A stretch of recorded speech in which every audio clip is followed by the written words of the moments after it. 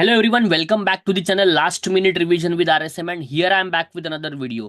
So आज का video काफी इंपॉर्टेंट होने वाला है बिकॉज आज के वीडियो में हम एक रोड मैप डिस्कस करेंगे कि आने वाले 30 डेज के अंदर अगर आप टीवाई बीकॉम सेमेस्टर 6 की एग्जामिनेशन देने वाले हो तो आपका प्रोसेस क्या होना चाहिए, किस तरीके से आपको प्रिपरेशंस करने हैं, नंबर ऑफ सब्जेक्ट्स जो आपके 7 है उसको कैसे टाइम अलॉट करना है।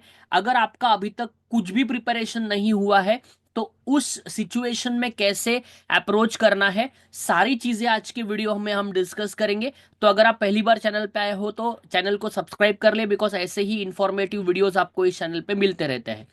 सबसे पहले अगर हम टीवाई बीकॉम सेमेस्टर 6 की बात करें तो first important point is you don't have the second chance over here as compare to semester 5 because semester 5 अगर आप किसी भी सब्जेक्ट में अगर आप फेल हुए हैं तो एटीकेटी का एग्जाम अभी आपके सेमेस्टर 6 के पहले आप अपियर ऑलरेडी करते होंगे। लेकिन अगर सेमेस्टर 6 अगर आप किसी भी सब्जेक्ट में फेल होंगे तो आपका एग्जाम डायरेक्टली अगले साल आएगा। इसका मतलब आपको जो री चांस मिलेगा वो अगले साल मिलेगा। इसीलिए आपको सबसे पहले ये फोकस करना है कि हमारे सारे सब्जेक्ट्स कैसे क्लियर हो पाए।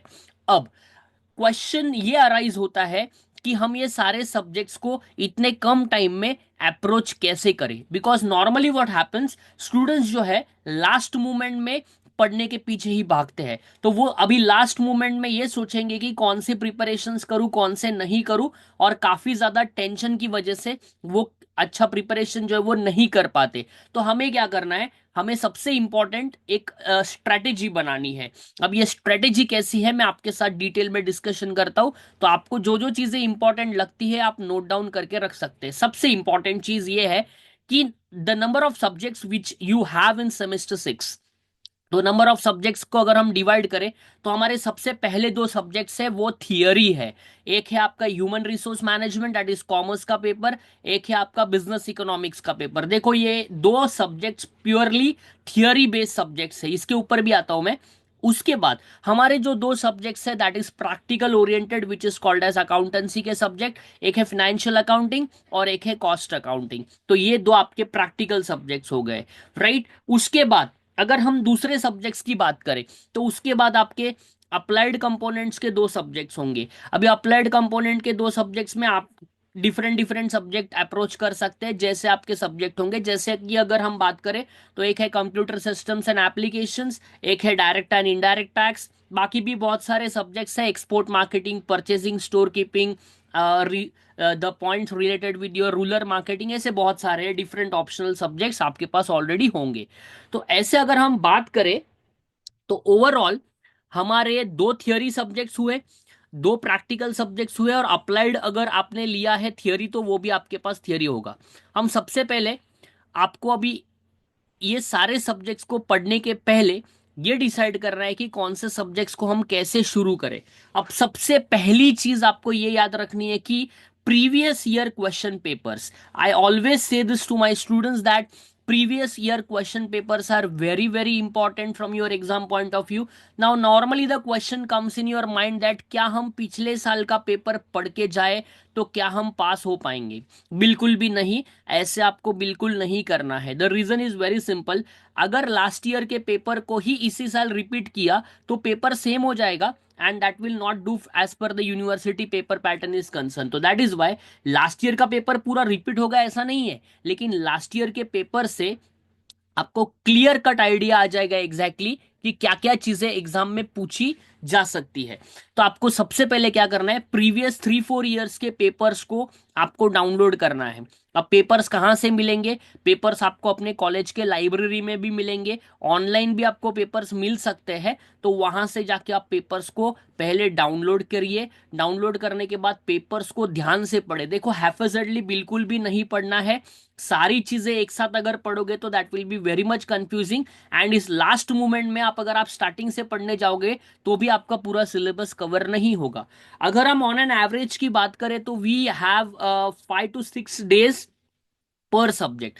5 से 6 दिन आपके पास पर सब्जेक्ट है। इसका ये बिल्कुल भी मतलब नहीं है कि आप 5 दिन ही एक सब सब्जेक्ट को देंगे, डिपेंड करता है आपका सिलेबस कितना पेंडिंग है।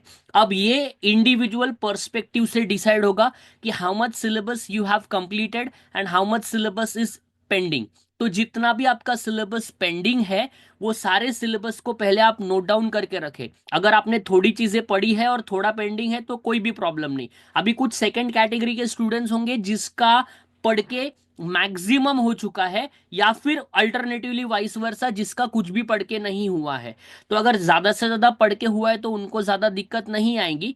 बट अगर कुछ भी पढ़ के नहीं हुआ है तो मैं बेस्ट ऑप्शन आपको बताता हूँ, आप प्रीवियस ईयर के 3-4 ईयर्स के पेपर लीजिए और वो 3-4 ईयर्स के पेपर को ही पढ़ना स्टार्ट करें। उससे क्या होगा, उससे आपका हर मॉड्यूल वाइज पेपर जो है या हर मॉड्यूल वाइज सिलेबस जो है वो कवर हो जाएगा। अगर उससे आपका मैक्सिमम सिलेबस अगर कवर हो जाएगा तो 3-4 पेपर्स में देखो, एक पेपर में फीचर्स आया होगा थियोरी की अगर बात करें, एक पेपर में फंक्शन आया होगा, एक पेपर में वही क्वेश्चन नीचे शॉर्ट नोट्स में पूछा होगा। और इन सभी चीजों को अगर आप ध्यान से पढ़ के जाओगे तो आपका ओवरऑल कहीं ना कहीं तो क्वेश्चन वो अराइज हो ही जाएगा, एंड कहीं ना कहीं क्वेश्चन आने की वजह से आप उसको अटेम्प्ट कर पाएंगे। तो बहुत सारे बच्चों को थियोरी में डर लगता है, तो थियोरी में आपको बहुत सिंपल चीज फॉलो करनी है। थियोरी में आपको पहले प्रीवियस ईयर के पेपर्स को देखना है, because normally what happens, students are not knowing what is the examiner asking in the paper. you should know the exact psychology of the examiner, how he is actual asking the questions in the paper. So first try to identify all these things properly, and as per the module also you'll get important questions. Normally student important questions ढूंढते रहते हैं कि हमको important question दो, देखो आप ही important questions easily find out कर पाएंगे। 3 to 4 ईयर्स के पेपर्स को आप पहले डाउनलोड कीजिए। उसमें क्वेश्चन नंबर 1, क्वेश्चन नंबर 2, जैसे भी मॉड्यूल वाइज क्वेश्चंस आते हैं वो सारे क्वेश्चंस को एक बार ध्यान से देखिए। आपको खुद ब खुद आइडिया आ जाएगा कि एक साल एग्जामिनर फीचर्स पूछता है, एक साल एग्जामिनर फंक्शंस पूछता है, और कभी कभी अगर फीचर्स फंक्शंस ऊपर वाले क्वेश्चन में नहीं आए तो वो सीधे की सीधे नीचे आपको शॉर्ट नोट्स में पूछे जाते हैं। तो इस तरीके से एग्जामिनर जो है वो फोकस कर रहा है थियोरी के ऊपर। तो थियोरी में बहुत लोगों को प्रॉब्लम्स होता है, बट थियोरी में आपको ये सारी चीजें अगर आप ध्यान रखोगे तो आपको कोई भी प्रॉब्लम नहीं आएगा। इतना अगर आप थियोरी में पढ़ते जाओगे तो दैट विल बी सफिशिएंट। मैं कुछ रिवीजन के वीडियोस बनाऊंगा चैनल पे जो आपको मिल जाएंगे आने वाले टाइम में, वो भी आपको काफी हेल्प करेंगे।